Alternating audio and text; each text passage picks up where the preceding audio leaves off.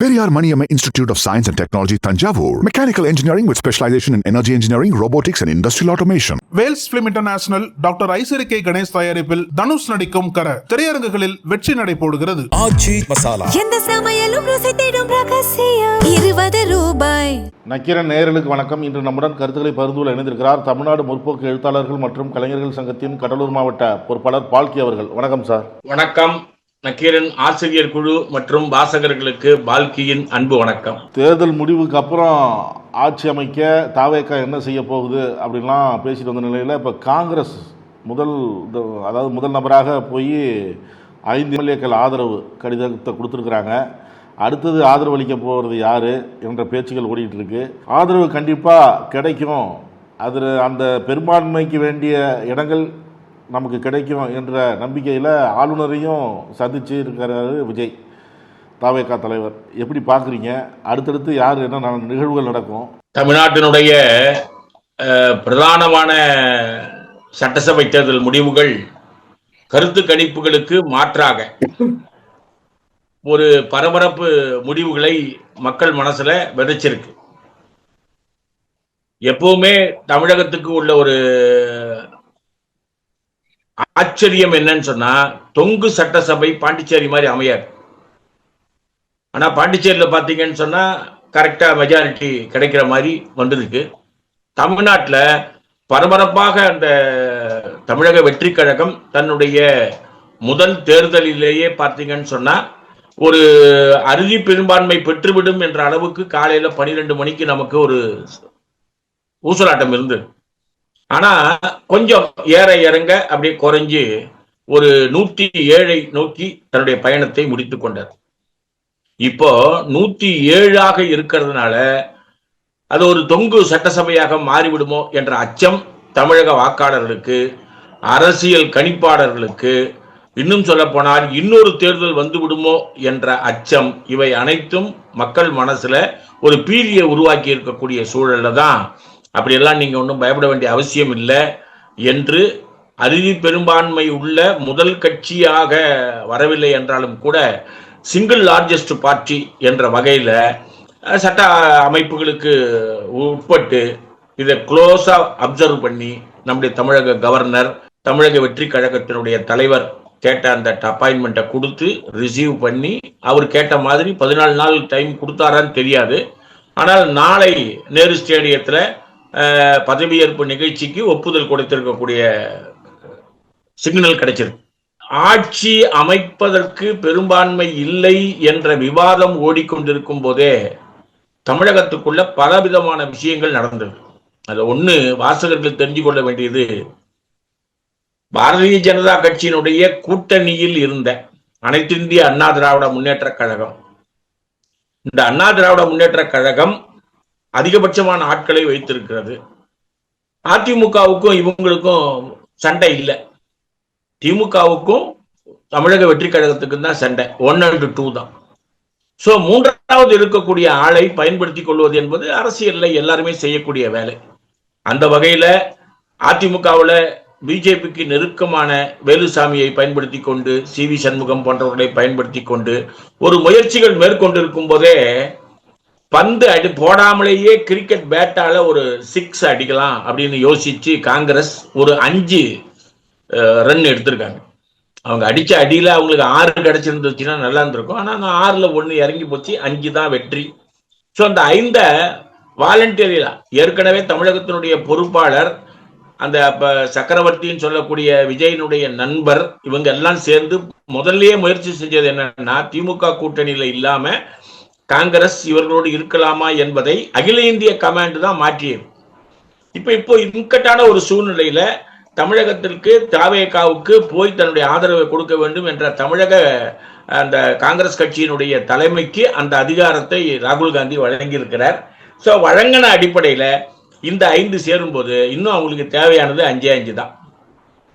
107 5 பேர் இவங்க வந்துட்டாலும், ஒரு ஆள் சபாநாயகராக போயிட்டாலும் 233ல் நம்மளுக்கு இன்னும் தேவையானது 5 அல்லது 6 தான். இந்த மதச்சார்பற்ற கூட்டணியில இருக்கக்கூடிய விடுதலை சிறுத்தைகள், இடதுசாரிகள் 2-2-2-6 இருந்து அவங்க போட்ட நிபந்தனை என்னன்னா மதச்சார்பற்ற ஆட்கள்கிட்ட மட்டுமே நீங்க பேசணும்ன்ற. நம்ம கிட்ட இருக்கிறதே 6 தான். இந்த 6 திமுகவும் சேர்ந்தாதான் அது மெஜாரிட்டி. வெறும் 6க்காக ஒரு நிபந்தனையை போடும்போது அதை கேட்கக்கூடிய நிலையில முதல் கட்சியாக இருக்கக்கூடிய தமிழக வெற்றி கழகம் இல்லை. இப்ப ஆட்டோமேட்டிக்கா என்ன ஆகுது, அதிமுகவில் இருக்கக்கூடிய நிபந்தனையற்ற ஆதரவை பயன்படுத்திக் கொள்ளலாம்.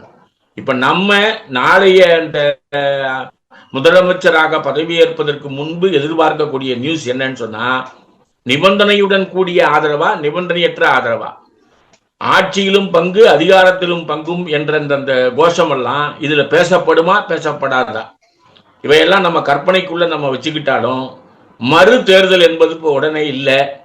ஆதரவுக்கு எல்லாருமே வருகிறார்கள். இவர்களுக்கு ஆதரவு அளியுங்கள்னு கோலாகல சீனிவாசன் கொடுக்கிறார் பாருங்க.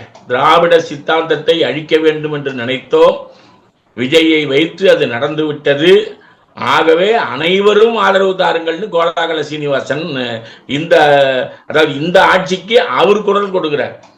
இங்க அடிச்சா அங்க வலிக்கும்னு சொன்னாங்க பாருங்க, அது நகைச்சுவை காட்சி இல்லை.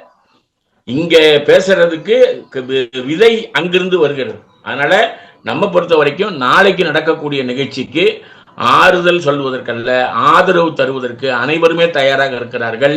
காங்கிரஸ் ஜாயின் பண்ணியாச்சு.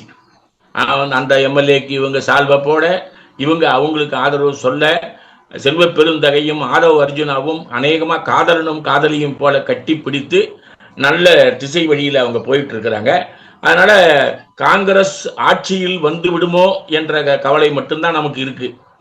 பிஜேபியா காங்கிரஸா என்றால் அனைத்தும் எந்த வகையில் செயல்படும் என்பது வாசகர்களுக்கு தெரியும். ஆனால் அவர்களுக்கு மந்திரி பதவி கொடுக்கிறாரா என்பது போக போக தான் தெரியும். நாளைய பதவியேற்புல அவங்க அறிவிச்சிருக்கக்கூடிய உத்தேச பட்டியல்ல ஆதரவு தரக்கூடிய கட்சிகளுக்கு மந்திரி பதவி இல்லை. ஆகவே அவர்களுடைய மந்திரி பதவிகள் பட்டியல்ல பார்க்கும்போது அவங்க ஏற்கனவே யாரெல்லாம் சின்சியரா தாவேகாவுக்கு வேலை செய்தார்களோ அவர்களை ஒரு உத்தேச பட்டியல்ல வைத்திருக்கிறாங்க. சோ நல்லது நடக்கும் என்று நம்புவோம். தேர்தலில் சொன்ன வாக்குறுதிகளை நிறைவேற்றுவதற்கு இந்த ஆட்சி எடுக்கக்கூடிய முயற்சி துணை நிற்போம். நம்முடைய வேண்டுகோள் என்னன்னா, இப்ப இன்னைக்கே மத்திய கல்வி அமைச்சர் போட்டார், பிஎம்சி திட்டத்தில் உடனடியாக கையெழுத்திட வேண்டும். பழைய ஆட்சியை போலவே அதையெல்லாம் எதிர்த்து ஜனநாயக சக்திகளோடு விஜய் போராட வர வேண்டும், முதல்வர் போராட வர வேண்டும் என்பதுதான் நம்முடைய விருப்பம். போக போக அது எந்த வகையில போகுது என்று நம்ம பார்க்கலாம். இப்போ நீங்கள் சொல்கிறது, இப்போ நாளைக்கு பதவி இருக்கிறப்ப கூட்டணி கட்சிகளுக்கு மந்திரி சபையில் இடம் இருக்காது. ஏற்கனவே தாவைக்கால நீண்ட நாள் பயணிக்கிறவங்களுக்கு மந்திரி சபையில் இடம் இருக்கும் அப்படின்னு நீங்கள் சொல்கிறீங்க, அப்படி தானே? ஆமாம். அப்போ காங்கிரஸ் அங்கே போயிருக்கிறதே அமைச்சரவையில் இடம் கேட்டு தானே? வேலை செய்த தோல்வி அடைந்த ஆட்களுக்கும் அவங்க மந்திரி பட்டியலில் உத்தேச பட்டியலில் பேர் வருது. ஸோ உழைத்தவர்களை மந்திரிகள் ஆக்க வேண்டும் என்ற கொள்கை இந்த கட்சியில் அமலாகுது. அடுத்த நிலை இப்ப இவங்க எல்லாம் போய் என்ன பண்ண போறாங்க, அதுல என்ன செய்ய போறாங்க என்பதை நம்ம பொறுத்திருந்து தான் பார்க்கணும். நாளைய சமாச்சாரத்துல அவங்களுடைய லிஸ்ட்ல அது இல்லை. இங்க தமிழ்நாடு முதலமைச்சர் தோல்வி அடைஞ்சிருக்கிறாரு, இப்ப அங்க மம்தா தோல்வி அடைஞ்சிருக்கிறாங்க. ராகுல் காந்தி குரல் கொடுக்கும் பொழுது பாஜக வெற்றி மக்களின் ஆணையை திருடிய செயல் அப்படின்லாம் சொல்றாரு. அதுல மம்தா பேரெல்லாம் குறிப்பிடுறாரு, திமுக ஸ்டாலின் பேரெல்லாம் குறிப்பிடல. இது எப்படி பாக்குறீங்க? நம்ம ஏற்கனவே நக்கீரன் பேட்டியில பல தேர்தல்கள் முடிந்த உடனே நம்ம கிட்ட நீங்க கருத்து கேட்கும்போது சொல்லுவோம், காங்கிரஸ் இதை இப்படி செய்திருந்தால் ஒரிசா நம்ம முன்னேற்றம் அடைந்திருக்கலாம். பாண்டியன் தமிழர் என்ற பிரச்சாரத்தை மோடி பேசும்போது அதை தடுத்து காங்கிரஸ் பேச வேண்டிய வேலையை காங்கிரஸ் செய்யவில்லைன்னு சொன்னோம். மகாராஷ்டிராவில் அந்த பிரச்சனையை சரியாக கையாளலன்னு சொன்னோம். பீகார்ல காங்கிரஸ் கையாளலன்னு சொன்னோம். அவர் ஒரு பார்ட் டைம் ஜாப் மாதிரி காங்கிரஸினுடைய தலைவர் இந்த சப்ஜெக்டை தேர்தல் நேரத்தில் பிரச்சாரத்துக்கு அந்த குடும்பம் வருகிறது.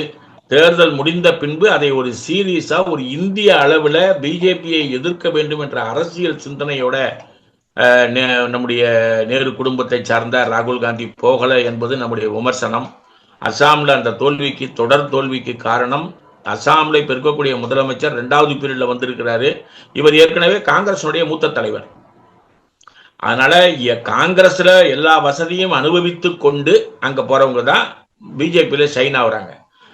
அது அப்படியே கொஞ்சம் மாற்றி பொருந்து பார்த்தீங்கன்னு சொன்னா நம்முடைய மம்தா பானர்ஜி முஸ்லிம்களை கையில் வைத்து கொண்டு நம்ம எதிர்க்கிறார்கள் என்ற பிரச்சாரம், முஸ்லிம்களுக்கு எதிரான ஒரு மனநிலையை வெஸ்ட் பெங்கால் பூரா அமித்ஷா அவர்கள் விதைத்தார். அதை அறுவடையாக மாற்றிக்கொண்டார். லா அண்ட் ஆர்டர் சுச்சுவேஷன் 2 கட்சிகள்னாலும் மோசமா இருக்கு. தேர்தல் கமிஷன் அங்க நடந்த முறைகேடுகளை மொத்தமாக வேடிக்கை பார்த்தது என்பது இடதுசாரிகளுடைய விமர்சனம். ஓட்டு போட போய் நின்ன ஆட்களை அடிச்சு துரத்திட்டு வேற ஏற்பாடு பண்ணி வேற ஒரு நாள்ல அந்த தேர்வு நடக்கணும். அதாவது முதற்கட்ட வாக்குப்பதிவு முடிஞ்சு 29ஆம் தேதி அந்த 2வது வாக்குப்பதிவு நடக்கணும். நடக்கல. ஆனால் அவையெல்லாம் அந்த நடந்ததாக ஏற்றுக்கொள்ளப்பட்டது. அப்ப அதிக முறைகேடுகள் நடந்த இடங்கள் ஒன்னு சட்டமன்ற தேர்தல் திரிபுரா, இப்போ இடைத்தேர்தல். அடுத்தது பாத்தீங்கன்னா வெஸ்ட் பெங்கால்ல முஸ்லிம்கள் அச்சப்பட்டு வாக்குகளை பிரித்ததனால் பிஜேபி மேலே வந்திருக்கிறது. ஏற்கனவே இது அது அறுவடை பண்ணது டிஎம்சி, நம்முடைய மம்தா பானர்ஜி கட்சி. இப்போ அவங்களுக்கு இருப்பிடமே நம்மளுக்கு அச்சமாய் போய்விடும் என்ற அச்சத்துல 90 லட்சம் பேர் வாக்களிக்க வாய்ப்பு இல்லாம போச்சு. இப்போ ஒரு வேட்பாளர் ஜெயிச்சிருக்காரு, அவருக்கு பேரே இல்லை. உச்சநீதிமன்றம் வரைக்கும் போய் காங்கிரஸ்ல அவர் வேட்புமனு தாக்கல் பண்ணி அவர் ஜெயிச்சிருக்காரு. அப்ப தேர்தல் கமிஷன் இதை பூரா பாத்தீங்கன்னா ஒரு சரியான பார்வையில இந்த வெற்கு வங்கத்தினுடைய தேர்தலை நடத்தல என்கின்ற விமர்சனம் எடுபடும். பொதுமக்களுடைய கருத்தும் அதுதான்.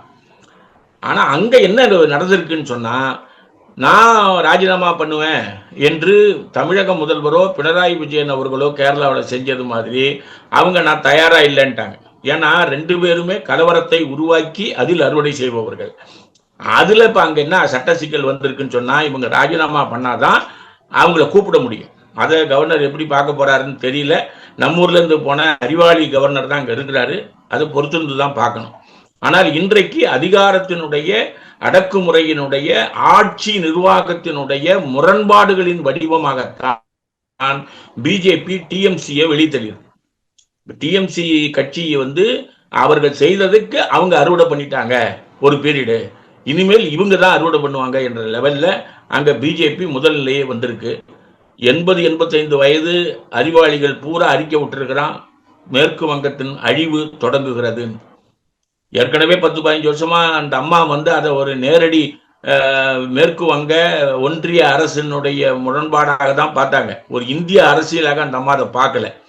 இப்போ மேற்கு வங்கத்துல அந்த அடக்குமுறைகளை இவங்க அறுவடை பண்ணியிருக்கிறதுனால சட்ட சிக்கலை எல்லாம் மீறி அவங்க எப்படி வருவாங்கன்னு பார்க்க வேண்டியிருக்கு.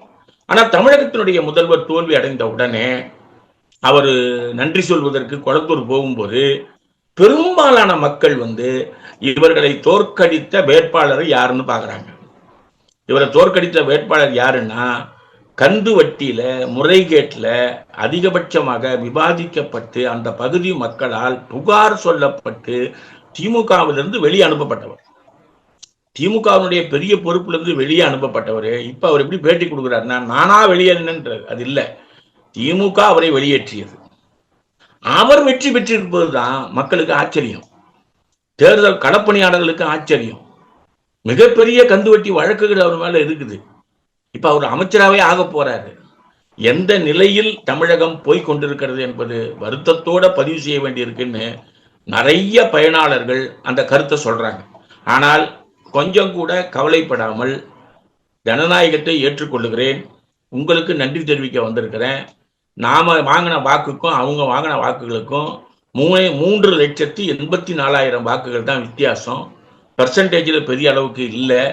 ஆகவே நாம் மீண்டு வருவோம், கவலைப்படாமல் இருங்கன்னு சொல்றாங்க. இது மாதிரி பக்குவமான அணுகுமுறை தமிழகத்தில் மட்டும்தான் இருக்கு. கேரளாவில் பார்த்தீங்கன்னு சொன்னா அனைத்து வீதிகளிலும் கம்யூனிஸ்டுகளுக்கும் காங்கிரஸுக்கும் சண்டை. ஊர்வலம் போகும்போது நடக்கக்கூடிய சண்டை, லா அண்ட் ஆர்டர்ல காங்கிரசுக்கு ஆதரவாக காவல்துறை அத்துமீறி செயல்படுவது, சிபிஎம் கண்டன ஊர்வலம் நடத்துவது எல்லா மாவட்டங்களிலும் நடக்குது.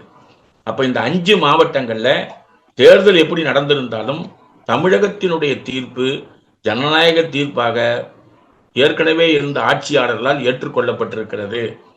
பொறுப்பினை உணர்ந்து தமிழக வெற்றி கழகத்தினுடைய தலைவர் விஜய் அவர்கள் முதல்வராக வந்தவுடன் பெரும் கற்பனையில் இருக்காங்க மக்கள். ஒரு 3 அந்த வாக்குறுதிகள் உடனே நடக்கும். அனைத்து பஸ்களிலும் எங்கு வேணுமானாலும் போகலாம் என்பதும், ரூபாய் என்பதும் 60 வயதுக்கு மேல் உள்ள ஆட்களுக்கு அந்த நிவாரண தொகை என்பதும் நாளை கையெழுத்தாகுன்ற கற்பனையில் இருக்காங்க. அப்போ நாளை நடக்குமோ, மூணு வாக்குறுதியும் நடக்கலனா கூட 1-2 வந்தா கூட மக்கள் இந்த ஆட்சியை ஏற்றுக்கொள்வதில் ஒரு மகிழ்ச்சி அடைவார்கள். என்ன செய்வார் என்பதை பொறுத்திருந்துதான் பார்க்கணும்.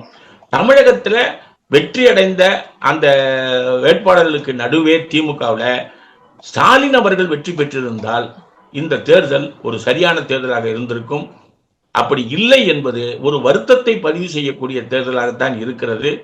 நிதி பாத்தீங்கன்னா தேர்தலில் இவ்வளவுதான் செலவு பண்ணணும்ன்றதெல்லாம் வயலேஷன் தான்.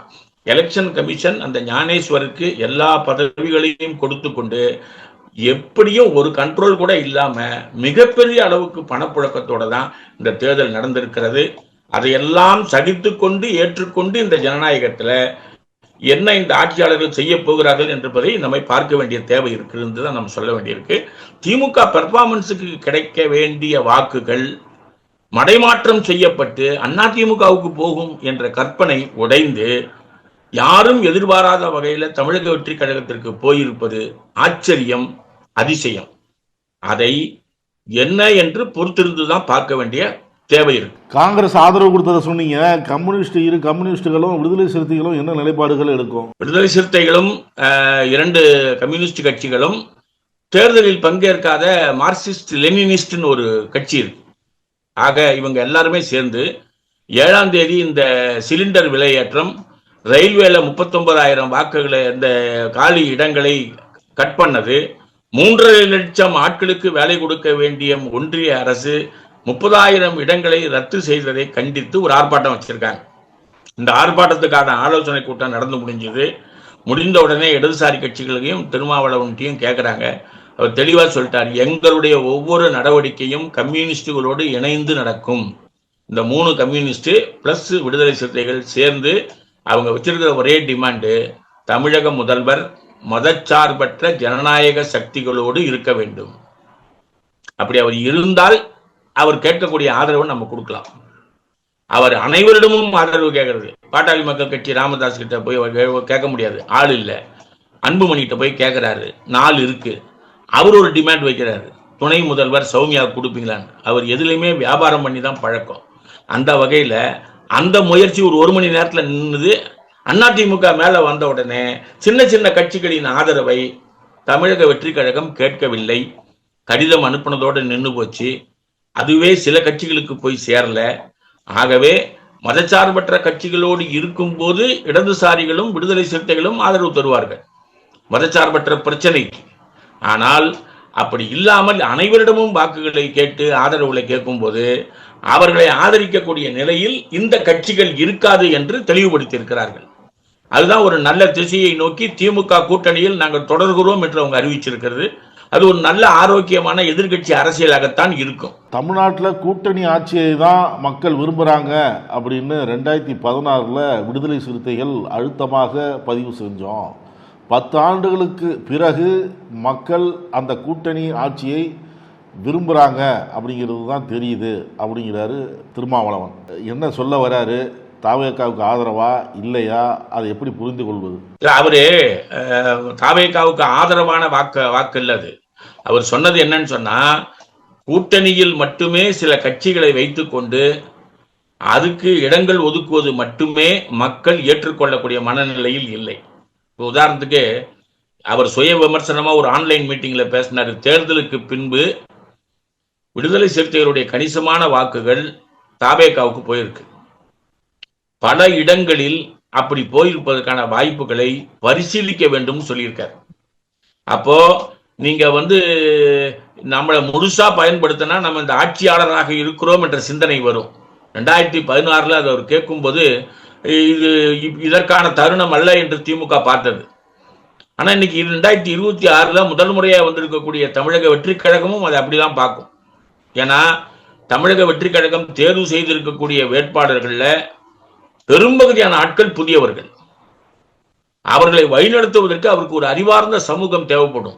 தமிழக வெற்றி கழகத்திற்கு அதுக்கு அனுபவ கட்சிகள் தேவைப்படணும். அப்போ காங்கிரஸை அனுபவ கட்சியா வச்சு கூட்டணிகள் வச்சா காங்கிரசுடைய வரலாறு இணைந்து செயல்படாது, மேலோங்கி செயல்படும். இணைந்து செயல்படாது, மேலோங்கி செயல்படும். மேலோங்கி செயல்பட்டதுனாலதான் பாதி காங்கிரஸ் ஆட்கள் பிஜேபிக்கு போறோம். அதனால காங்கிரஸ் தன்னுடைய அணுகுமுறையை மாற்ற வேண்டும். கூட்டணியில போய் மந்திரி சபை வாங்குவது என்பது இன்னைய தேதியில அதற்கான இடங்கள் காங்கிரஸ் கிட்ட இல்ல. ஆலோசனையை 2016 சொன்னதும் தான் இப்பவும் அவர் சொல்றாரு. தோழமை கட்சிகளை இடம் ஒதுக்குவது என்ற நிலையில் மட்டும் அந்த பெரிய கட்சிகள் பார்க்க கூடாதுன்றாரு. அதுதான் நம்முடைய நிலைப்பாடும் கூட. கேரளாவில் கூட்டணி கட்சிகளுக்கு பாருங்க, அதிகபட்சமான இடத்தை 140ல் 77 இடம் மட்டும்தான் சிபிஎம். மீதி எல்லாம் சின்ன சின்ன கட்சிகளுக்கு கொடுத்துருக்குறாங்க. ஆனா தமிழகத்தில் அப்படி இல்லை. தனக்கு நிறைய இடங்களை வைத்துக்கொண்டு மீதியை பிரிச்சு கொடுத்தாங்க. பிஜேபி வரக்கூடாது என்ற கொள்கையில அதை நம்ம ஏற்றுக்கொண்டு செயல்பட்டோம். அது அப்படி இருக்க வேணாம், இன்னும் கொஞ்சம் தளர்த்தி அனைவரையும் அக்கமடேட் பண்ணி கொண்டு போவதற்கு வாய்ப்பை உருவாக்குங்கன்றாரு. அது ஒரு ஆரோக்கியமான அரசியல் ஆலோசனை தான். கருத்துக்களை பகிர்ந்து கொண்டதற்கு நன்றி சார். கருத்துக்களை கேட்டமைக்கு நன்றி, வணக்கம். நக்கீரன் டிவிக்கு சப்ஸ்கிரைப் செய்யுங்கள். உங்கள் ஆதரவே எங்கள் பலம். ஆசிரியர்களுக்கு நண்பனாகவும் மாணவர்களுக்கு ஆசானாகவும் திகழும் தேர்வு வழிகாட்டி. ஒவ்வொரு பாடத்திற்கும் அனுபவமிக்க ஆசிரியர்களின் துல்லியமான தெளிவான விடைகள். CNC இருக்கு, தேர்வு பயம் எதற்கு? இது தீரன் பப்ளிஷிங் ஹவுஸ் விற்பனை வெளியீடு.